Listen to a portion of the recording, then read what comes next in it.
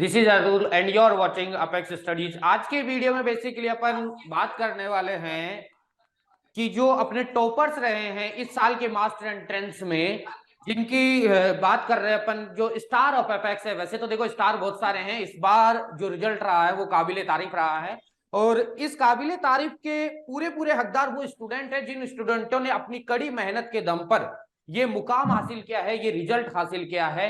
मैं बोलना चाहूंगा कि देखो इस रिजल्ट के लिए, इस फर्स्ट रैंक लगाने के लिए जो आज मैं मिलाने वाला हूं आपको, उन शख्सियत की अगर मैं बात करता हूं तो वो सारे अपने अपने सेगमेंट के फर्स्ट रैंकर हैं। अपने अपनी कैटेगरी में हर एक स्टूडेंट फर्स्ट रैंकर है। आज मैं only and only first ranker से मिलाने वाला हूं आपको। ऐसा नहीं है कि इसके बाद के रिजल्ट नहीं है, इसके बाद के भी बहुत रिजल्ट है। अब के इस बार की अगर मैं बात करता हूं तो राजस्थान में 80 प्लस स्टूडेंटों ने अपनी जो सीट है वो सिक्योर की है मास्टर एंट्रेंस में। क्वालिफाई होके अपने डिफरेंट डिफरेंट यूनिवर्सिटीज के अंदर उन्होंने एडमिशन लिया है। और इसी के साथ साथ अगर मैं अक्रॉस द कंट्री काउंट करता हूं तो अप्रोक्सीमेटली 240 प्लस स्टूडेंटों ने इस बार अपना जो सीट है वो सिक्योर किया है। और जो स्टार ऑफ अपेक्स जिनको मैं बोलता हूं, जो ये 240 स्टूडेंट है, हर एक स्टूडेंट स्टार ऑफ अपेक्स है। ऐसा नहीं है कि जो क्वालिफाई नहीं हो पाया वो स्टार ऑफ अपेक्स नहीं है, वो भी स्टार ऑफ अपेक्स है। क्योंकि अपेक्स एक ब्रांड नहीं है, कंपनी नहीं है, एक एजुकेशन बिजनेस नहीं है, एक इमोशन है। और वो इमोशन हर एक स्टूडेंट के अंदर है जो अपेक्स से डायरेक्टली इनडायरेक्टली किसी भी तरीके से जुड़ा हुआ है। और अगर मैं बात करता हूं इन फर्स्ट रैंकर स्टूडेंटों की, तो मैं एक चीज बोलना चाहता हूं, इन्होंने जो अपनी मेहनत की है, मैं बात करूं, जब अपन एक ड्रीम देखते हैं तो ये ड्रीम जिस दिन अपन देखते हैं अपन बहुत ज्यादा मेहनत करते हैं। कुछ दिनों तक वो मेहनत अपनी कंटिन्यू रहती है, लेकिन कुछ दिनों के बाद वो मेहनत अपनी थोड़ी थोड़ी धीरे पड़ती जाती है। और एक टाइम ऐसा आता है जब अपन उससे गिव अप कर देते हैं, छोड़ देते हैं कि भाई बाद में देखा जाएगा, जो भी होगा अभी अपने से नहीं हो पाएगा। लेकिन अगर ये फर्स्ट रैंक लगानी है, ये जो स्टार की तरह चमकना है, या फिर ये बोल लो कि आपको उस मुकाम तक पहुंचना है जो आपने सपना देखा था, तो उसके लिए इस कड़ी धूप में हर दिन तपना होगा, हर दिन अपनी मेहनत को उसी लगन, उसी परिश्रम के साथ कंटिन्यू रखना होगा। जो सपना आपने जिस दिन उस एग्जाम के लिए स्टडी करना स्टार्ट किया था, उस दिन देखा था, उस एक सपने को अपने माइंड में रख के हर एक दिन उसी लेवल की मेहनत करनी होगी। तो मैं आपसे मिलाना चाहूंगा कमलेश से, जो फर्स्ट रैंकर है अपने हॉर्टिकल्चर प्री पीजी के अंदर। और ये मैं बात कर रहा हूँ जनरल रैंक की, जनरल के साथ साथ ओबीसी में फर्स्ट रैंक है।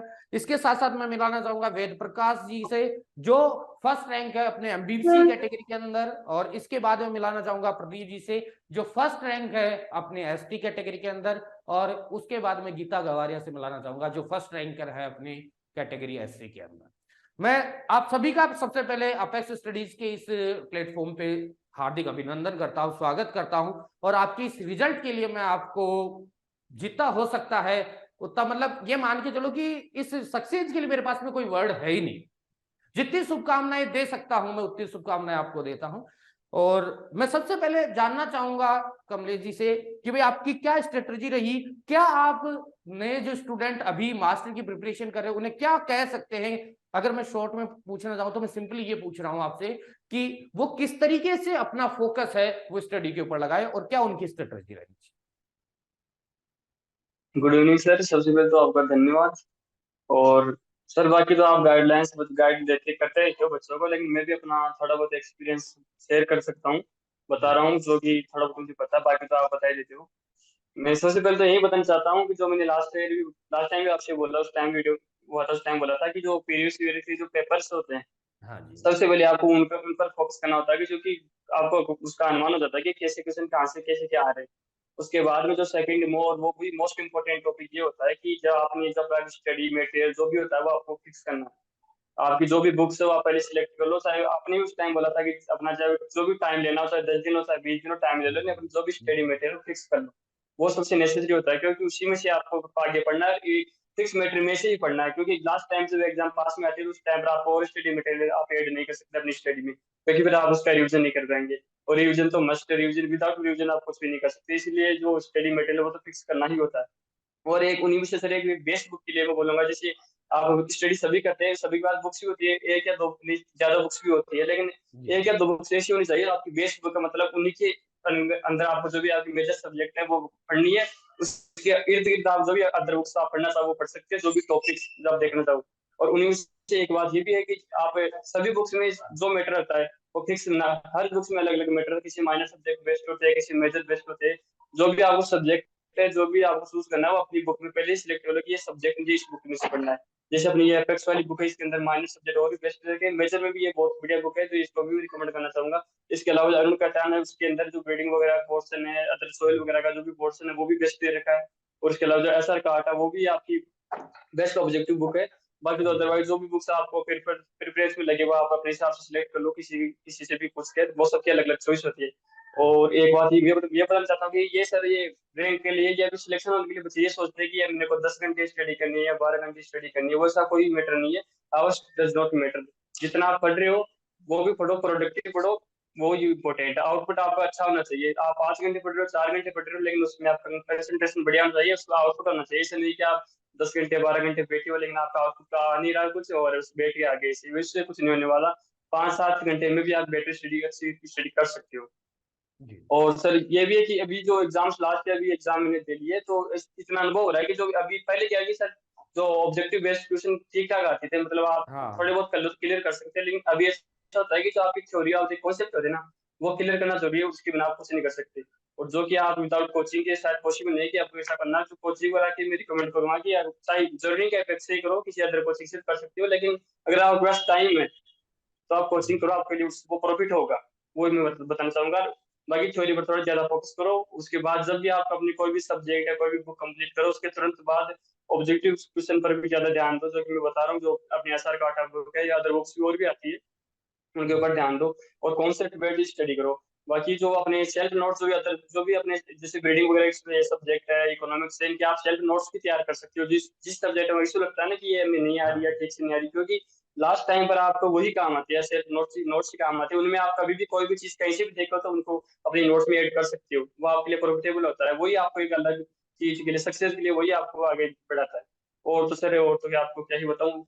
बाकी तो यही एक्सपीरियंस है मेरा। तो बाकी देखो, तो आपका आपने बहुत वैसे बहुत बहुत धन्यवाद। सारी चीजें शेयर की है, और देखो, अल्टीमेट एक चीज है जो हमेशा सामने निकल के आई है। हर एक स्टूडेंट से मैंने बात की है, जितने भी टॉपर्स रहे, हर एक साल के टॉपर रहे, सबसे मैंने जब बात की तो मेरे सामने एक चीज हमेशा निकल के आई है, और वो ये आई है कि आप अपना स्टडी मटेरियल सिलेक्ट करने में टाइम ले सकते हो, लेकिन जो टाइम आपने लिया है या जो भी चीज आपने ली है, और उसके बाद जब आपने एक बार फाइनल सेलेक्ट कर लिया है, नो डाउट आपने कहीं से भी सिलेक्ट किया हो, कोई भी चीज आपने सिलेक्ट की है कि मुझे इससे पढ़ना है, उसके ऊपर अपना 100% ट्रस्ट रखना है, और जितना हो सके उसे, जितनी बार हो सके उसे रिवाइज करो, जितना ज्यादा हो सके बस उसे पढ़ो। ऐसा नहीं है कि आपको टू मच कंज्यूम करना, बहुत ज्यादा कंज्यूम नहीं करना, आपको वो कंज्यूम करना है जो एक्चुअल में आपके लिए काम में आने वाला है। और जो चीज आपने सेलेक्ट की है उसको टाइम ले सकते हो सेलेक्ट करने में, लेकिन जो आपने सेलेक्ट किया फिर उसके ऊपर अपना 100% ट्रस्ट रख के कंटिन्यू स्टडी करनी है। और इसी के साथ साथ एक चीज और भी मुझे समझ में आई है आपकी बात से, कि कॉन्सेप्चुअल स्टडी करनी चाहिए अपने को, क्योंकि देखो पुराने पेपर थे वो कुछ अलग तरीके के थे, वहां पे आपके डायरेक्ट क्वेश्चन पुटअप किए जाते थे, या तो पुराने पेपर से उठा के सीधे दे देते। हाँ, कुछ चांसेस अभी भी बनते हैं कि पुराने पेपर से क्वेश्चन उठ के आते हैं, लेकिन वो जो परसेंट है, प्रोपोर्शन है, वो पहले के कंपेयर में बहुत कम हो गया है। सेकंड इंपॉर्टेंट चीज क्या होती थी कि जो बुक दे रखी है अपनी, उनसे डायरेक्ट क्वेश्चन आ जाते, तो वो सिचुएशन आजकल हो नहीं रही। कॉन्सेप्चुअल पेपर आता है, आपको जो थ्योरेटिकल पोर्शन है उसके अच्छे तरीके से समझना है, कॉन्सेप्चुअल आपको स्टडी करनी है। और बाकी अजय सर, आप कुछ बच्चों को बताना चाहिए। आप सबका एक बार अपेक्स स्टडीज के प्लेटफॉर्म पर स्वागत है। धन्यवाद और सर। ये राजस्थान के वो होनहार विद्यार्थी हैं जिनको आप देख पा रहे हैं, जिन्होंने अपना परचम लहराया है प्रीपीसी 2022 के रिजल्ट में। मैं आप सभी लोगों को एक बार तहे दिल से आप लोगों का आभार, धन्यवाद, स्वागत करना चाहूंगा इस प्लेटफॉर्म पे। आपने अपना भी नाम रोशन किया है, हमारा भी किया है, घर वालों का भी किया। आपकी मंजिल की एक सीढ़ी आपने और हासिल की है, ये बहुत अच्छी बात है। क्योंकि बहुत लोग तरसते इसके लिए कि कहीं हमारा एमएससी हो जाए, उसके बाद हम हमारे फ्यूचर के बारे में सोचे। आपने वो कर दिखाया। सिलेक्शन लेना हर किसी के बस की बात है, बट रैंक लगाना, और वो भी फर्स्ट रैंक, वो हर किसी के अंदर ये नहीं होता। उसके लिए आपको एक जज्बा, एक जोश, एक जुनून आपके अंदर अलग से होगा, तो वो आप लोग कर पाएंगे। और जैसा कि अभी कमलेश जी ने बताया कि स्टडी मटेरियल का बताया, एक प्रॉपर उन्होंने बताया कि टाइम आपका कभी मैटर नहीं करता। आप क्या पढ़ रहे हैं, कैसे पढ़ रहे हैं, वो चीजें मायने रखती है। दूसरी इंपॉर्टेंट बात है सबसे, वो है कंटिन्यूटी। इन्होंने शायद, मुझे लगता है कि कहीं ना कहीं कंटिन्यूटी रखी होगी, अपने जो जुनून को मेंटेन रखा होगा। तो आज इस मंजिल पे ये पहुंच पाए हैं। और अब मैं नेक्स्ट प्रदीप से जानना चाहूंगा कि आपने क्या स्ट्रेटेजी दी जो आपकी ये फर्स्ट रैंक लगाने के पीछे, आपने कैसे पढ़ा, आप आने वाले अपने जो जूनियर हैं, जो छोटे भाई लोग हैं, छोटी बहन है, उनको क्या आप मैसेज देना चाहेंगे कि आप किस तरीके से तैयारी करें ताकि वो भी अपना टारगेट को अचीव कर सके? Thank you sir. सर मैं मेरी सफलता का श्रेय team apex apex study of agriculture को देना चाहूंगा। और सब सर मैंने अपना सब्जेक्ट मैटर जो आपको बताना चाहूंगा कि क्या क्या था। सर मैंने कोचिंग नोट्स और ट्रीजर फॉर एग्रीकल्चर, इसके अलावा कुछ नहीं पढ़ा, ये मेरा सब्जेक्ट मैटर था। और अतुल सर से प्रॉपर सर मोटिवेशन मिला, आपसे मोटिवेशन मिला, लाल सर से मोटिवेशन मिला। और सर मेरे को ऐसा नहीं लगा कि कभी कि ये हार्ड टॉपिक है, जैसे सर इकोनॉमिक्स लगता है कि हार्ड टॉपिक है, एक्सटेंशन लगता है, बाकी सर सोयल साइंस लगती है, वो मेरे को कभी ऐसे नहीं लगा कि सर ये हार्ड है। और सर मैंने मतलब अपना जो सब्जेक्ट मैटर है वो 2 महीने पहले, मतलब एग्जाम के 2 महीने पहले फिक्स कर लिया था कि मेरे को कितना पढ़ना है। सर मैंने उसको रिवाइज करता रहा। और सर मैंने टेस्ट जो अपेक्स के ऑनलाइन प्लेटफॉर्म टेस्ट होते हैं वो सर प्रॉपर टेस्ट दिए। Thank you sir. देखो, टेस्टों का बहुत इंपॉर्टेंस रहता है, क्योंकि टेस्ट जो होते हैं ना बेटा, वो आपकी एक सेल्फ जो परफॉर्मेंस होती है उसको इवैल्यूएट करने का तरीका होता है। आप जब टेस्ट देते हो तो आपको इस चीज का पता लग पाता है कि जो मैंने टेस्ट दिया है उस टेस्ट के बेसिस पे क्या मैं ये देख पा रहा हूं कि मेरा इस तरीके से अगर मैं प्रिपरेशन कंटिन्यू रखूंगा तो मेरा सिलेक्शन हो पाएगा कि नहीं हो पाएगा। और इन चीजों से ये भी एक हेल्प मिलती है कि बहुत बार सीधे क्वेश्चन भी डायरेक्ट पुटअप हो जाते हैं जो आपने टेस्ट पेपर में दिए, क्योंकि टेस्ट पेपर जितने भी अपन डिजाइन करते हैं वो सारे इस तरीके से डिजाइन करते हैं कि आपका ओवरऑल जितना भी कंटेंट है वो सारा कंप्लीट कवर हो जाए। और मैं एक बार वेद प्रकाश जी से जानना चाहूंगा कि भाई आप क्या बोलना चाहोगे अपने जूनियर्स को कि किस तरीके से वो स्टडी करें। प्रदीप जी, आप अपना एक बार माइक ऑफ कर लीजिए। हाँ जी सर, मैं सबसे पहले तो पूरे अपेक्स परिवार को मेरी तरफ से बहुत बहुत धन्यवाद देना चाहूंगा, क्योंकि कहीं ना कहीं मेरी सफलता के पीछे इनका भी बहुत बड़ा हाथ है। रही बात सर, मैं जब क्या स्ट्रेटजी अपनानी चाहिए क्या नहीं, जो मेरा थोड़ा बहुत एक्सपीरियंस उसको मैं शेयर करना चाहूंगा कि सर सबसे पहले जो बात करते हैं स्टडी मटेरियल की, तो सर और एक वर्ड आता है, सॉरी मुझसे पहले कहना चाहूंगा कि एक वर्ड आता है जो मैं जानता हूँ, डेडिकेशन। तो सर अगर डेडिकेशन किसी चीज के लिए अपन हो जाएंगे, किसी चीज के लिए अगर डेडिकेट हो जाएंगे तो डेफिनेट अपन उस चीज को अचीव कर लेंगे। अब मैं स्टडी मटेरियल के बारे में बात बताना चाहता हूँ कि सर एक्चुअली क्या है कि सभी बच्चे पढ़ते हैं, मेहनत सभी करते हैं, जो अगर फॉर्म लगाते हैं, जो भी एस्पिरेंट होते हैं प्री पीजी के या फिर अदर कम्पिटेटिव एग्जाम के जो भी एस्पिरेंट होते हैं, वो सभी पढ़ते हैं, सभी मेहनत करते हैं। लेकिन एक्चुअली क्या है कि जो गाइडेंस है, जो स्टडी मटेरियल है, वो कहीं ना कहीं बहुत ज्यादा मायने रखता है। अब मैं स्टडी मटेरियल की बात बताता हूँ तो कई बार क्या होता है कि माइंड डाइवर्ट होता है कि यार ये वाली बुक भी पढ़ लेता हूँ, यार ये वाली बुक भी पढ़ लेता हूँ, इससे ये वाला कंटेंट अचीव कर लेता हूँ, इससे ये वाला कहीं ना कहीं वो कहीं ना कहीं अपन को डिस्ट्रैक्ट करता है सर, अपने जो मंजिल है, अपना जो गोल है उससे डिस्ट्रैक्ट करता है। यही है जो भाई कमलेश ने बताया था कि टाइम ले लो आप अपना, ये टाइम लिमिटेशन नहीं है कि अपन टाइम बहुत कम है, टाइम बहुत होता है, तो अपन टाइम ले लो। किसके लिए अपन एक क्या पढ़ेंगे पर्टिकुलर, भाई ये मेरे को पढ़ना है फिक्स है, लेकिन जो मैं पढ़ूंगा उसको मैं कंटेस्ट पढ़ूंगा, ऐसे नहीं कि इसमें मेरे को कोई एक्सक्यूज रहेगा। अब वो चीज होती है कि इसको भी पढ़ लेता हूँ, पढ़ तो बहुत लिया लेकिन जो पढ़ा वो करेक्ट नहीं हुआ, वो मैटर नहीं करता। कम पढ़ते हैं लेकिन जो पढ़ते हैं वो कंटेस्ट पढ़ते हैं, वो चीज मैटर करता है सर। तो स्टडी मटेरियल को अपने टाइम के अकॉर्डिंग, अपने जो टाइम है अपने पास एफिशिएंट टाइम होता है, उस टाइम में अपन क्या है कि स्टडी मटेरियल को सिलेक्ट करना चाहिए कि ये अपने स्टडी मटेरियल है। और अगर मैं मेरे स्टडी मटेरियल के बाद में बात करता हूँ सर, आपको पता है कि मेरे स्टडी मटेरियल में फर्स्ट ऑफ ऑल जो फर्स्ट प्रियोरिटी देना चाहूंगा, जो अपेक्स के स्टार सर थे,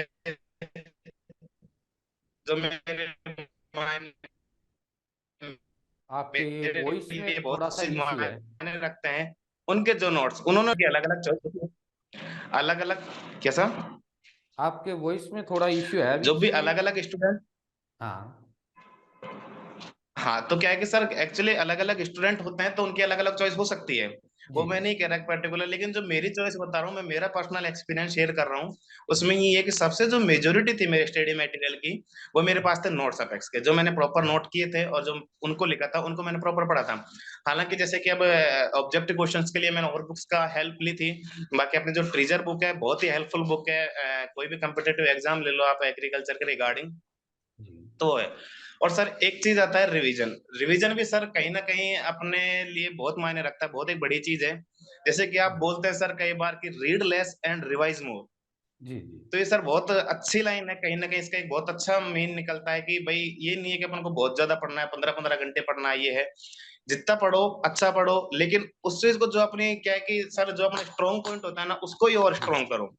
कम पढ़ो लेकिन जितना अपना स्ट्रॉन्ग पॉइंट है उस चीज को और एक्स्ट्रा पॉइंट और स्ट्रॉन्ग करो, तो उससे क्या है कि कहीं ना कहीं अपने जो गोल है उसको अचीव करने में ज्यादा हेल्पफुल होते हैं सर। और मेन तो रही सर मोटिवेशन की, क्या है कि मैं एक बात मेरा बताना चाहता हूँ कि कई बार जो अजय सर थे, अतुल जी सर, लालचंद जी सर ये बोलते थे कि वेद फर्स्ट रैंक लगानी है। जी तो सर ये वाली बात थी, ये कहीं ना कहीं जो वो प्रिपरेशन के डेज थे सर उस टाइम पे माइंड में ऑल टाइम रहती थी सर।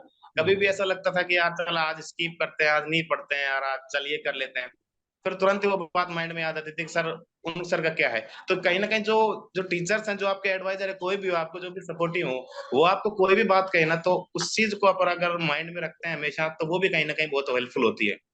जी और एक चीज और है कि ऐसा नहीं है कि अपन हर चीज को एक 100% कर सकते हैं, या फिर अपन माने कि जो भी अपना प्रीपीजी के रिगार्डिंग में बताता हूँ, तो जैसे कि अपन प्रीपीजी का कोर्स एक छोटा नहीं है, बहुत लेंथी कोर्स है, तो ये नहीं है कि अपन उसको 100% अचीव करें। एक चीज आती है स्कीप, जो भी अपन को ऐसा लगता हाँ है कि अपना वीक पॉइंट है तो उस चीज को स्कीप कर दो ना, आप जो भी आपके स्ट्रॉन्ग पॉइंट है उसको उसको मेजर सर।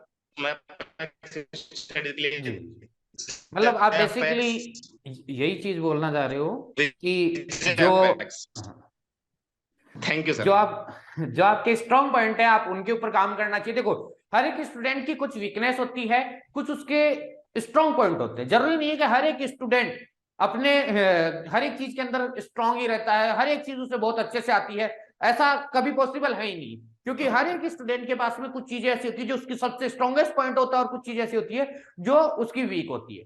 उसको काम करना चाहिए अपने स्ट्रॉन्गेस्ट पॉइंट को इतना ज्यादा स्ट्रॉन्ग करने में ताकि उसके आसपास कोई नहीं आ सके, और जैसे ही अपने को टाइम मिलता है उस स्ट्रॉन्गेस्ट पॉइंट को अपने मैक्सिमम तक पहुंचाने के बाद तो अपने जो वीक पॉइंट है, जो सब्जेक्ट उसको कम आते हैं या नहीं आते हैं, उनको भी वो जितना ज्यादा हो सकता है उतना ज्यादा स्ट्रेंथ अप कर ले। लेकिन एक चीज आपको हमेशा ध्यान रखनी है, जो अभी वेजी ने बताई है कि रीड लेस एंड रिवाइज मोर। इसका मतलब ऐसा नहीं है कि रीड बिल्कुल भी नहीं करना, रीड उतना करना है जितना आपके लिए सफिशियंट है। हर साल की अगर आप प्रीपीजी कट ऑफ देखते हो तो नियर अबाउट 50-55 ट्यूशन के आसपास कट ऑफ रहती है। और अगर मैं बात करता हूं टॉपर्स की, तो टॉपर्स नियर अबाउट 70-75 क्वेश्चन के आसपास टॉपर्स रहते हैं। तो अपने को इतना स्टडी मटेरियल काफी है कि 75 to 80 क्वेश्चन आपके वहां से आ जाए। और सेकंड इंपॉर्टेंट चीज, जो मैंने 80 क्वेश्चन का जो मटेरियल है वो एटलीस्ट मैं ऐसा प्रिपेयर कर लूं, मैं उसको इतनी बार रिवाइज कर लूं कि मेरे उसके अंदर से जो भी क्वेश्चन आता है वो कभी गलत नहीं होना चाहिए। और यहाँ पे अपेक्स स्टडीज की जो रिवीजन की बात करते हैं तो हर एक स्टूडेंट को यही एडवाइस दी जाती है कि एटलीस्ट मिनिमम से मिनिमम 7 टाइम रिवीजन होना चाहिए जो आपने पढ़ा है उसका। उसके बाद आपके पास जो भी टाइम बचता है तो आप एक्स्ट्रा मटेरियल पढ़ सकते हो, नो डाउट, लेकिन जो पढ़ाया गया है उसको मिनिमम से मिनिमम 7 टाइम रिवाइज करना है। किस तरीके से उसका रिवीजन का शेड्यूल होता है ये अपन किसी और वीडियो में बात करेंगे। और मैं गीता जी से भी जानना चाहूंगा कि आपके अकॉर्डिंग क्या और चीजें इंप्लीमेंट कर सकते हैं नए स्टूडेंट। वैसे मैक्सिमम चीजें बताई दी है, लेकिन जो चीज आप और शेयर कर सकते। Good afternoon to all. Sir voice आ रही है? हाँ हेलो। जी, वो सर। सर मेरा ये मानना है कि टेस्ट सीरीज पे सबसे ज्यादा फोकस रखना चाहिए, और जो क्वेश्चन टेस्ट में गलत हो गए हाँ उन क्वेश्चन को लिखना चाहिए, कॉपी बना लेनी चाहिए जो क्वेश्चन गलत हो गए, और उनको बार बार देखना चाहिए कि कहाँ पे मिस्टेक हुई है। ऐसा मैं हमेशा करती थी हर टेस्ट देने के बाद में। और रियलिटी तो ये है कि मैंने एपेक्स स्टडी के नोट्स के अलावा कुछ भी नहीं पढ़ा, और लास्ट के 2 मंथ पहले ही मैंने प्रिपरेशन स्टार्ट की थी, क्योंकि मेरा जीआरएफ का था कि मेरे को जीआरएफ देना है। पर फिर ऐसे प्रेशर बहुत ज्यादा हुआ था माइंड पे कि जीआरएफ भी देना है, प्रीपीजी भी देना है। तो फिर लास्ट में मैंने कोचिंग ज्वाइन की थी, और बस कोचिंग के नोट्स ही पढ़े थे, उसके अलावा कुछ भी नहीं पढ़ा था मैंने।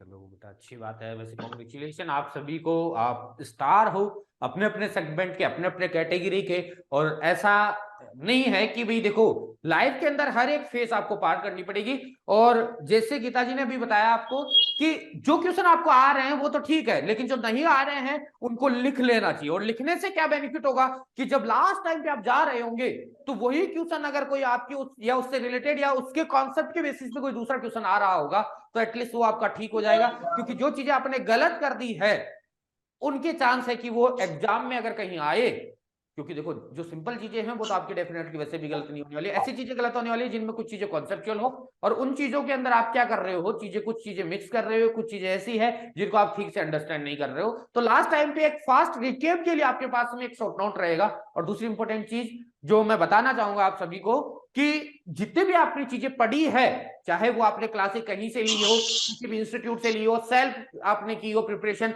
अपने खुद के नोट्स एक जरूर बनाएं। जो भी आप क्लासें ले रहे हो उन क्लासों को देखो, क्या होता है कि हर एक इंस्टीट्यूट नोट्स भी सेपरेटली अवेलेबल करवाता है, लेकिन उसके साथ साथ जो क्लासें आप ले रहे हो उस टाइम पे ऐसा नहीं है कि टीवी ऑन करके बैठे हो, ऐसे बैठे हो। क्लासें जब भी आप ले रहे हो पेपर पेन लेके बैठो, नोटबुक लेके बैठो और हर एक चीज नोट करो स्टार्ट से लास्ट तक जो भी टीचर पढ़ा रहा है। और यकीन मानो ये जो चीजें आप करोगे ना, ये लाइफ लॉन्ग आपको हमेशा हेल्पफुल रहेगी। क्योंकि किसी दूसरे के लिखे हुए नोट्स को पढ़ने में वहां जहां पे आपको आधा घंटा या 1 घंटा लग रहा होगा, वहीं पे खुद के नोट्स को रिवाइज करने में 10 to 15 मिनट्स ही लगेंगे और इवन लास्ट तक जाते जाते तो इतना टाइम भी नहीं लगेगा। तो आपकी जो रिवीजन की स्पीड है वो फास्ट हो जाएगी। आप ऐसे सोचते हो कि बहुत बार लिखने में बहुत ज्यादा टाइम निकल जाता है, तो लिखने वाला देखो टाइम है वो चीज आप मैटर नहीं करता इतना। क्यों? क्योंकि जब आप 4 से 5 बार रिवाइज कर रहे हो मिनिमम से मिनिमम, वैसे अपन तो 7 टाइम के लिए बोलते हैं, लेकिन अगर आप 5 टाइम भी रिवाइज कर रहे हो ना, तो 5 टाइम का जो फास्ट रिवीजन होगा ना, उसमें जितना आपने लिखने में टाइम दिया उससे कई गुना एक्स्ट्रा टाइम आपके पास में निकल जाएगा। क्योंकि खुद के लिखे हुए नोट्स में हर एक चीज पता होगी आपको, कहाँ पे है, क्या है, किस तरीके से आपको रिवाइज करना। और इसके अलावा अगर मैं आपसे एक चीज और पूछना चाहूं कि टेस्ट सीरीज का बड़ा इंपॉर्टेंस रहता है, तो टेस्ट सीरीज जो आपको अवेलेबल करवाई गई थी उनका जो आपका ओवरव्यू है वो कैसा है? सर टेस्ट सीरीज में स्टार्टिंग में तो बहुत कम मार्क्स आते थे और कभी कभी तो इवन ऐसा होता था नेगेटिव में भी चले जाते थे। तो फिर ऐसा डिमोटिवेट हो जाती थी कि टेस्ट नेक्स्ट टाइम देना है नहीं देना। फिर भी मैं ऐसा सोचती थी कि कोई ना, ये फाइनल मार्क्स नहीं है, अपन मतलब हर बार टेस्ट देती थी। अगर 0 आता था ना मेरा तो भी मैं देती थी कि देना तो है टेस्ट, कुछ भी हो टेस्ट तो जाए। दे। हाँ, डरना नहीं है, टेस्ट चाहिए है हाँ सबसे देखो मेन तो। काफी टेस्ट सारे का। स्टूडेंट ऐसे होते हैं, हाँ काफी सारे स्टूडेंट ऐसे होते हैं कि मतलब तैयारी नहीं होती ना उनकी, तो ऐसे सोचते हैं कि टेस्ट नहीं देते या टेस्ट को स्किप कर देते हैं। तो ये कभी नहीं करना है। अगर इवन कुछ भी मार्क्स आ रहे हैं वो मैटर नहीं करता, टेस्ट आपको हमेशा ही देना है। और ऐसा होता है कि जैसे टाइम पे नहीं दे पा रहे तो नाइट को दे लेना, पर टेस्ट देना ही है। टेस्ट तो देना ही। टेस्ट का बहुत इंपॉर्टेंस रहता है। देखो क्या होता है कि मैंने अभी भी बताया था थोड़ा टाइम पहले कि टेस्ट क्या होता है, एक सेल्फ इवैल्यूएशन होता है। आपने जो भी चीजें पढ़ी है उनको आप किस तरीके से अपने प्रैक्टिकल लाइफ में इंप्लीमेंट कर रहे हो, आप अपने एग्जाम के पॉइंट ऑफ व्यू से किस तरीके से उन चीजों को देख रहे हो, वो सारी चीजें उस टेस्ट के अंदर ही आपकी दे रखी होती है। ठीक है, तो आपका जो टेस्ट शेड्यूल है ना, वो मतलब ऐसा होना चाहिए कि आपको टाइम, अगर जो शेड्यूल है उस टाइम पे दो तो बेस्ट है। कि जैसे हर एक टेस्ट का एक अपन टाइम डिसाइड कर देते हैं कि इस डेट को इस टाइम लगेगा, तो बेस्ट है कि उसी टाइम पे दो। चलो कोई प्रॉब्लम नहीं है, आप नहीं दे पा रहे हो या थोड़ा लेट ज्वाइन किए हो, तो जब तक आपका कंटेंट पूरा नहीं हो जाता है तब तक टेस्ट नहीं देना चाहिए। जहां जैसे मैंने बोला कि आपके 10 लेक्चर, इनिशियल 10 लेक्चर का टेस्ट होने वाला है, तो 10 लेक्चर कंप्लीट करो। वो जैसे ही कंप्लीट हो जाए उसके बाद में आप वो टेस्ट अटेम्प्ट कर ले। ये सबसे अच्छा तरीका है, क्योंकि बिना टेस्ट के आप ये चीज आइडेंटिफाई, देखो आपने हर एक चीज पढ़ी है, हर एक चीज आपने की है, सारी चीज आपको आपके पास में है, लेकिन जब तक टेस्ट नहीं दोगे ना तब तक ये पता नहीं लग पाएगा कि बाहर वाले मुझसे आगे है कि नहीं है। क्योंकि ये कंपटीशन का दौर है, जिस कंपटीशन के दौर के अंदर ये चीज मैटर करती है कि आपने कितना पढ़ा है, और ये चीज भी उतना ही मैटर करती है कि आपका कॉम्पिटिटर कितना पढ़ रहा है। तो आपकी परफॉर्मेंस अगर आपको खुद को ही पता नहीं है तो आप कैसे उन चीजों को इवैल्यूएट कर पाओ। और मैं वेद प्रकाश जी आपसे पूछना चाहूंगा हाँ कि इनके अलावा कोई हाँ और सर, चीजें मैं आप अपने जूनियर्स को बता सको, या जूनियर्स को ये बता सको कि भाई ये चीजें अगर हाँ आप और कर लोगे तो ज्यादा बेस्ट है। हाँ सर, मैं अपने जो टेस्ट सीरीज के बारे में जो बताना चाहता था कि अपने जो टेस्ट चलते हैं उसका पैटर्न दो टाइप्स होता है। एक तो जैसे अपने टारगेटेड टेस्ट चलते हैं, जी वो क्या होता है एक्चुअली, जो भी अपना टॉपिक क्लियर हो गया है, जैसे कोई भी पर्टिकुलर सब्जेक्ट है सोइल एंड, और उसका जहां तक अपना टॉपिक क्लियर हो गया है उसके टेस्ट लगते हैं। तो मेजर चीज क्या है कि सर उन टेस्टों को देने से पहले मैं ये कहना चाहूंगा कि जब तक अपना जो थ्योरेटिकल पोर्शन, कंसेप्चुअल क्वेश्चन हाँ पोर्शन है जो कंप्लीट हो नहीं है ना, तब तक टेस्ट को अटेम्प्ट नहीं करना चाहिए, क्योंकि कहीं ना कहीं उससे डिमोरलाइज का फर्क पड़ता है। जब तक हाँ जैसे कि अपन सोचते हैं कि यहाँ पर ये टॉपिक कंप्लीट हो गया है, बहुत अच्छे से मैं इसमें प्रिपेयर हूँ, तब उस चीज को अटेम्प्ट करना चाहिए। और सर उसके बाद आता है प्रैक्टिस सेट। तो सर उसके बारे में तो मैं क्या बताऊं कि आपने जो क्राइटेरिया फिक्स कर रखा है उसमें 60% पे पास आता है, जी अदरवाइज उसमें एक वर्ड आता है 60% से जो नीचे रह जाते हैं तो फेल। तो सर कई बार तो क्या होता है कि उससे ऐसा लगा था कि यार फेल, पहला दिया, दूसरा दिया, तीसरा दिया, फेल, मतलब 60% मार्क्स आने चाहिए तो फेल हो जाए। लेकिन सर उस चीज से अपन को डिमोरलाइज न होके कहीं ना कहीं उस चीज से अगर मोटिव होते हैं अपन, वो चीज सोचते हैं कि यार मेरे क्यों नहीं आ रहे, फिर अपन उस पर अपन वर्क करते हैं कि यार अपन को और पढ़ना है और पढ़ना है, तो कहीं ना कहीं सर वो चीज बहुत मोटिवेट करते हैं कि ये आपको, मेरे को बहुत अच्छा लगा सर। अब रियलाइज होता है, उस टाइम पे तो ऐसा लगता था कि अतुल सर क्या कर रखा है, कभी ऐसा पास नहीं हुए। लेकिन सर अब उस चीज का एहसास होता है कि सर वो बहुत अच्छा क्राइटेरिया आपने कर रखा है, जो 60% का पास होने का, वो बहुत अच्छा है। उससे सर बहुत अच्छा मोटिव मिलता है, सेल्फ कॉन्फिडेंस डेवलप करना पड़ता है कि हाँ मेरे को ये पास करना है। कहीं ना कहीं क्या है कि अपने पास एक टारगेट फिक्स हो जाता है कि मेरे को इस बार नेक्स्ट जो प्रैक्टिस सेट है उसको मैं पास करूंगा। और सर मैं जो अपने, जो आप प्रैक्टिस सेट की, जो अपने टेस्ट सीरीज की बात कर रहे हैं ना, मैं इनको एक वर्ड देना चाहूंगा मेरी तरफ से, अपनी तैयारी का रामबाण। सर मैं इनको रामबाण कहना चाहूंगा। जी जरूर। देखो क्या होता है, देखो टेस्ट सीरीज में जो अपने टारगेटेड टेस्ट होते हैं वो आपके टॉपिक वाइज चलते रहते हैं, और प्रैक्टिस सेट होते हैं वो ओवरऑल आपके पास में जो एग्जाम का पैटर्न है उसके ऊपर डिजाइन करके फाइनल जो आपके पास में टेस्ट आते हैं वो प्रैक्टिस सेट की आते हैं। इन प्रैक्टिस सेट की खास बात ये होती है, देखो जनरली मैं ये मान के चलता हूं कि जो भी बच्चा यहाँ पे परफॉर्म कर रहा है उसका 10% अपने आप रिड्यूस हो जाएगा एग्जामिनेशन हॉल में जाते ही, क्योंकि इंसान के माइंड में देखो एक ह्यूमन प्रोसेस है कि जैसे इंसान स्ट्रेस के कंडीशन में जाता है तो जो उसका एक्चुअल में कैपेबिलिटी है तभी वो परफॉर्म नहीं कर पाता। और सही वही चीज होती है कि एग्जाम में जाने के बाद कुछ क्वेश्चन ऐसे होते हैं जो उसको आते हैं लेकिन फिर भी नहीं कर पाता है, और उसका एकमात्र रीजन होता है अंडर प्रेशर या स्ट्रेस की कंडीशन में वो नहीं कर पा रहा है। तो अपने प्रैक्टिस से कुछ इस तरीके से हम डिजाइन करते हैं कि उनमें वो 10% का मार्जिन हम इनिशियली लेके चलते हैं। अब इनिशियली जब स्टूडेंट एक या दो टेस्ट में क्वालिफाई नहीं हो पाता है तो उसका टारगेट होता है कि थर्ड टेस्ट में वो कैसे भी क्वालिफाई कर जाए। उसका टारगेट अब ये नहीं है कि उसको बहुत ज्यादा स्कोर करना है या बहुत कुछ और करना है, उसका टारगेट ये है कि थर्ड टेस्ट में कैसे भी क्वालिफाई कर जाए। और यही जो टारगेट उसका है ना, यही उसको सक्सेस है। क्यों? देखो इनिशियली अगर आप first second test third test fourth test सभी में क्या हो रहे हो, क्वालिफाई कर रहे हो, तो एक टाइम के बाद में तो आपके पास में सैचुरेटेड कंडीशन आ जाएगी ना, आप खुद ये सोचने लग जाओगे कि भाई मेरे को तो सब कुछ आता है, मुझे तो और कुछ पढ़ने की जरूरत है ही नहीं, मुझे तो एफर्ट लगाने की जरूरत है ही नहीं। लेकिन अगर आप वो चीजें नहीं कर पाते हो तो फिर आपके पास में वो प्रैक्टिस सेट वाला जो पोर्शन होता है ना, वो आपकी प्रिपरेशन को और ज्यादा स्ट्रॉन्ग बनाता है, क्योंकि अब टारगेट है आपके पास में उस टेस्ट को क्वालिफाई करने का। और अगर 10 में से 5 टेस्ट आज तक जिसने भी क्वालिफाई किए हैं उनमें से वो टॉप 10 में रहा है, हर बार का ही क्राइटेरिया। ये चीज तब एप्लीकेबल है जब उस बंदे ने एक्चुअल में रियलिटी में मुझे एज ए टेस्ट दिया है। ऑनलाइन में अगर एज ए बुक खोल के दिया है तो फिर वो चीजें मैटर नहीं करती है, ओरिजिनल एज ए टेस्ट समझ के उसके दिया है, और 10 में से अगर वो 5 भी क्वालिफाई कर रहा है तो वो टॉप 10 में हर बार रहा है, और ये रिकॉर्ड है कि वो हर बार टॉप 10 में रह रहा है। अब देखो इसमें एक चीज क्या होती है, देखो ये प्रैक्टिस सेट डिजाइन हम करते हैं एग्जाम के लास्ट पार्ट में, मतलब ऐसा मान के चलो कि फेम मार्च के बाद की बात होती है।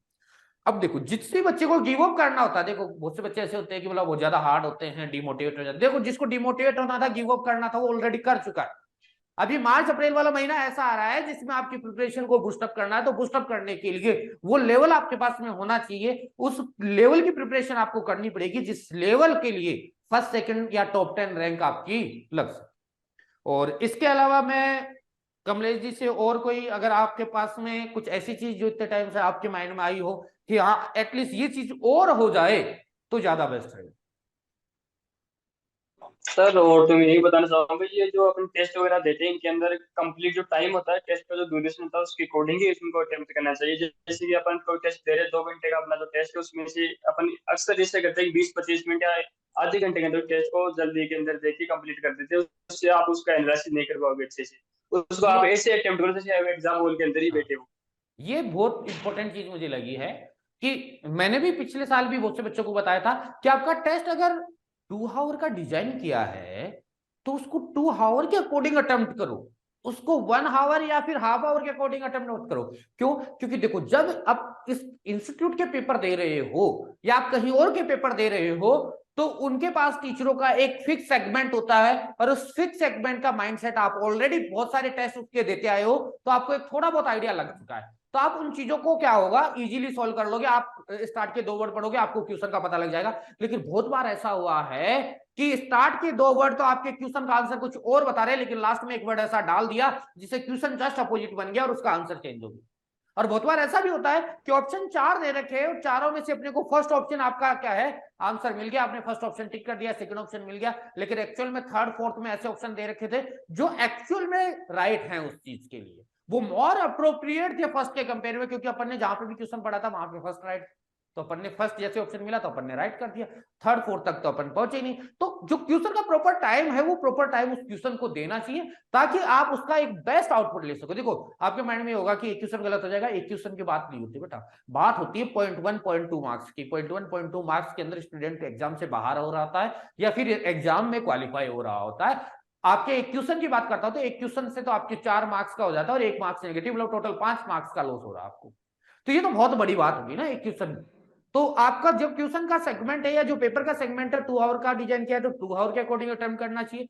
1 आवर का डिजाइन है तो 1 आवर के अकॉर्डिंग डिजाइन कर आपको उसको अटेम्प्ट करना है। ऐसा नहीं कि 5 to 10 मिनट में उसको अटेम्प्ट कर लिया। ये आपके इस टेस्ट सीरीज में तो चलो फिर भी चल जाएगा, लेकिन फाइनल एग्जाम में तो वर्सेटाइल नेचर के टीचर्स आएंगे, अलग अलग नेचर के टीचर होंगे। हर एक पेपर के अंदर आपके 30 से 40 टीचरों का जो परफॉर्म होगा वो सिलेक्ट हो रहा होगा और 30 से 40 माइंडसेट के पेपर आ रहे होंगे, 30 से 40 माइंडसेट के क्वेश्चन आ रहे होंगे उसमें, तो उनके लिए तो हर एक क्वेश्चन अलग अलग तरीके से आएगा। वहां पे तो हर एक चीज को आपको डिटेल में पढ़ना पड़ेगा। तो फाइनल एग्जाम की आप ये सोचते हो कि एग्जाम में देखा जाएगा, एग्जाम में अपन 2 आवर में कर लेंगे, देखो जो आपकी आदत है वो आज से ही डेवलप हो रही है, एग्जाम में जाके वो चीज नहीं कर पाओगे आप, वो चीज आपको आज से ही कर।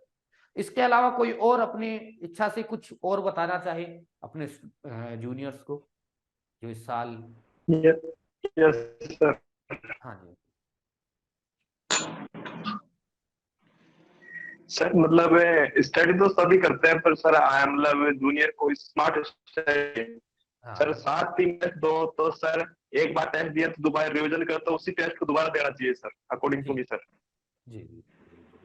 एक चीज ये भी इम्पोर्टेंट है कि आपने एक टेस्ट दिया, जो प्रॉब्लम्स आपकी रही उनको सॉल्व करो, उनको अच्छे तरीके से फिर से रिवाइज करो और फिर उसी सेम टेस्ट को दोबारा से दो। क्या आपका स्कोर अब 100% रह रहा है तो ठीक है, नहीं तो फिर से उसे रिवाइज करो। ये इंपॉर्टेंट चीजें हैं, बहुत छोटी छोटी चीजें आपको देखने में लगती है लेकिन बहुत मेजर रोल प्ले करती है। और जितने भी फर्स्ट रैंकर है ये वो बता रहे हैं, मैं नहीं बता रहा हूँ ये सारी चीजें वो बता रहे हैं जो ऑलरेडी फर्स्ट रैंकर रह चुके, ऑलरेडी स्टार है अभी प्रेजेंट सिचुएशन में, वो लोग बता रहे हैं। और आप भी जो इस वीडियो को देख रहे हो, जो मास्टर की प्रिपरेशन कर रहा है, जो प्रीपीजी की प्रिपरेशन कर रहा है, जो एमएससी में एडमिशन लेने का सपना देख रहा है, वो आज से ही अपना गोल डिसाइड कर ले। जो भी चीज आपको सिलेक्ट करनी है, जो भी सब्जेक्ट आपको पढ़ना है, जिस भी कोचिंग से आपको कोचिंग करनी है या सेल्फ स्टडी करनी है या जो स्टडी मटेरियल लेना है, जो भी चीजें करनी है, डिसाइड करने में आप 2 दिन 4 दिन 5 दिन 10 दिन ले सकते हो, लेकिन एक बार डिसाइड कर लिया उसके बाद में जो चीज आपने डिसाइड की वो एटलीस्ट आपके पास में 100% होनी चाहिए। और जितनी चीजें आपने जो टारगेट आपने बनाया था वो टारगेट आपको अचीव करना चाहिए। देखो एक चीज क्या होती है, अपन इनिशियल स्टेज में ही टारगेट अपना बड़ा बना लेते हैं। हाँ टारगेट बड़ा रखना चाहिए लेकिन उस बड़े टारगेट को छोटे छोटे सेगमेंट में डिवाइड करना चाहिए और खुद को अप्रिशिएट करना चाहिए। आपने जैसे आज का टारगेट डिसाइड किया या आने वाले 3 दिन का टारगेट आपने डिसाइड किया और वो टारगेट जैसे अचीव कर लिया आपने तो खुद को अप्रिशिएट करो, खुद को अप्रिशिएट करो। देखो कोई इस दुनिया में कोई दूसरा ऐसा नहीं चाहता है कि आप आगे बढ़ो। एक चीज है आपके जो पेरेंट्स है, पेरेंट्स को छोड़कर इस दुनिया में कोई भी ऐसा इंसान है नहीं जो ये चाहता है कि आप आगे बढ़ो। आप है वो दुनिया के लिए इंस्पिरेशन बढ़ो, कोई नहीं चाहता। तो इसके लिए आपको किसी दूसरे के अप्रिसिएशन की जरूरत नहीं है होनी चाहिए, आपको खुद को अप्रिशिएट करना है कि हाँ मेरा ये टारगेट था, मैंने ये अचीव किया और नेक्स्ट स्टेप मेरी इससे हार्ड होगी लेकिन कोई प्रॉब्लम नहीं है, मैंने अगर ये अचीव किया तो मैं अगला भी अचीव कर लूंगा। और अगर एक साथ ही बहुत बड़ा चीज कर लोगे ना तो वो चीज मतलब ऐसा है कि हो सकता है कि आप उसको अचीव कर लो लेकिन मैक्सिमम केसेस में वो यही होता है कि आप कुछ टाइम के बाद उसको गिव अप कर देते हो। जैसे बहुत लोग क्या होते हैं जिस दिन प्रिपरेशन स्टार्ट करते हैं उस दिन बहुत बड़े सपने देखते हैं कि आज से ये शेड्यूल फिक्स, आज से ये चीज है, लेकिन मन होता है अपना मानता नहीं है। बस यही बोलता है सुबह जब 5 बजे के अलार्म लगाते हो, 5 बजे अलार्म बजती थी, ये बोलता है कि 5 मिनट और सो लेते, क्या ही फर्क पड़ता। कभी ये नहीं बोलता है कि उठेंगे ही नहीं, 5 मिनट और सो लेते। 5 मिनट होती है फिर अलार्म बजती है, फिर बंद कर देते, फिर ये सोचते 5 मिनट और सो लेते। ये करते करते 2 घंटे निकल जाते हैं, 2 घंटे बाद उठते हो और सोचते हो कि आज का दिन तो वैसे भी गया, शेड्यूल तो वैसे भी खत्म हो गया, आप कल से देखिए। ये चीज देखते देखते तो आज आपने 20-25 साल निकाल दिए अपनी लाइफ की, लेकिन उन चीजों का कोई बेनिफिट मिला क्या? कोई बेनिफिट। तो जो भी चीज आपको स्टार्ट करनी है, एक्शन आज से ही लेना है। अपना स्टडी मटेरियल सेलेक्ट करो, जो भी चीज आपको करनी है उसके लिए एक बेस्ट मटेरियल सेलेक्ट करो, और उस बेस्ट मटेरियल को सिलेक्ट करने के बाद अपनी प्रिपरेशन कंटिन्यू कर दो। रिवीजन करना है, रिवीजन के ऊपर ध्यान रखना है, मल्टीपल टाइम रिवीजन होना चाहिए, रीड लेस रिवाइज मोर, और इसके साथ साथ जितनी ज्यादा हो सकती है टेस्ट सीरीज अटेम्प्ट करो। टेस्ट सीरीज अटेम्प्ट करोगे तो इससे एक पॉजिटिव वाइब भी आएगी। सेकंड इंपॉर्टेंट चीज, आपको अपने परफॉर्मेंस का टाइम टू टाइम पता लगता रहेगा, जिससे आप ये पता लगा पाओगे कि मुझे कितनी और प्रिपरेशन करनी है अपने को फर्स्ट रैंक पर पहुंचाने के लिए। और तैयार रहिए नेक्स्ट ईयर के लिए। नेक्स्ट ईयर फिर से इसी एक तरीके के इंटरव्यू शेड्यूल के साथ अपन फिर मिलेंगे। टॉपर्स इंटरव्यू की मैं बात कर रहा हूँ, फर्स्ट रैंकर इंटरव्यू की मैं बात कर रहा हूँ, और इसके बाद में तो अभी तो बहुत सारे इंटरव्यू बाकी हैं जो आएंगे। टोटल 240 प्लस स्टूडेंटों का सिलेक्शन हुआ मास्टर एंट्रेंस में। राजस्थान में 80 प्लस स्टूडेंटों का सिलेक्शन हुआ है। हर एक स्टूडेंट का इंटरव्यू डालना तो पॉसिबल नहीं है, लेकिन जितना हो सकता है मैक्सिमम उतना हम मैक्सिमम करने का ट्राई करेंगे। जितना ज्यादा हो सकता है आपको मैक्सिमम आउटपुट देने का ट्राई करेंगे, जितना ज्यादा हो सकता है आपको एक बेस्ट गाइडेंस देने का ट्राई करेंगे, ताकि आप भी नेक्स्ट ईयर इसी इंटरव्यू पैनल में कहीं आप भी बैठे हो, कहीं पे आप भी अपने जूनियर्स को ये गाइड कर रहे हो कि आने वाले टाइम में हम किस तरीके से अपनी प्रिपरेशन को बेस्ट कर सकते हैं। और एक चीज ये भी ध्यान रखना, मैंने अभी भी बताई थी कुछ टाइम पहले, कि आज का टाइम कंपटीशन का टाइम है, आज का दौर कंपटीशन का दौर है। इस दौर में ये चीज मैटर करती है कि आपने कितना पढ़ा है, लेकिन ये चीज भी मैटर करती है कि आपका कॉम्पिटिटर कितना पढ़ रहा है। तो हमेशा ये चीज ध्यान रखनी है कि जो लिमिटेड टाइम सबको मिला है, उस लिमिटेड टाइम को किस तरीके से स्मार्ट स्टडी करके मैं उन सब से आगे पहुंचकर फर्स्ट रैंक पे पहुंच सकता हूं। इसी के साथ मैं आज के इंटरव्यू सेशन को एंड करना चाहूंगा। अगर कोई कुछ और बताना चाहे तो बता सकते। जी सर। चलो ठीक है, तो एंड करते हैं आज के इंटरव्यू सेशन को। आप सभी से मिलकर बहुत अच्छा लगा। स्टार, आप अपेक्स से स्टार नहीं हो, आप इस दुनिया में अपने आप में खुद एक ऐसे स्टार हो जो अपनी रोशनी है, जो अपनी चमक है, वो चमक इस दुनिया में छोड़ रहा है। इस एग्रीकल्चर सेक्टर में अपनी चमक से आने वाले जितने भी स्टूडेंट हैं जो मास्टर की प्रिपरेशन कर रहे हैं, हर एक स्टूडेंट को इंस्पायर कर रहा है कि हाँ, हमारा वो सीनियर था या हमारे वो नॉन पर्सन थे जिन्होंने फर्स्ट रैंक लगाई है, तो हम भी लगा सकते। इसी के साथ मिलते हैं अगले सेशन में, तब तक के लिए बाय बाय।